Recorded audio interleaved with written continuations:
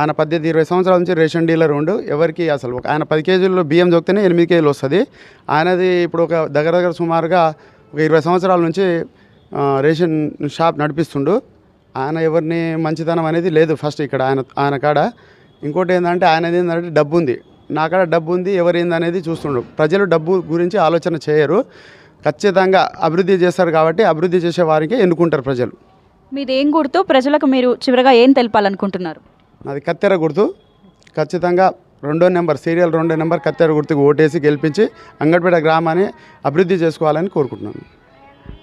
చెప్పండి, ఈ అంగడిపేటకు సంబంధించి అభివృద్ధి కార్యక్రమంలో కావచ్చు, గతంలో ఎలా ఉంది, కాంగ్రెస్ వచ్చాక ఎలా ఉంది? గత ప్రభుత్వం 10 సంవత్సరాలు ఉంది మేడం. 10 సంవత్సరాలు చేయలేని పనులు ఇప్పుడు రేవంత్ రెడ్డి గవర్నమెంట్ 2 సంవత్సరాలు అయిపోయింది, ఇంకా 3 ఇయర్స్ కాలం ఉంది. మాకు అందుబాటులో నేనాథ్ బాలనగర్ మా ఎమ్మెల్యే గారు ఉన్నాడు. మా చిరంజీవి దూసుకెళ్తుండు, ముందంజలు పోతున్నాం మేము. గెలుపు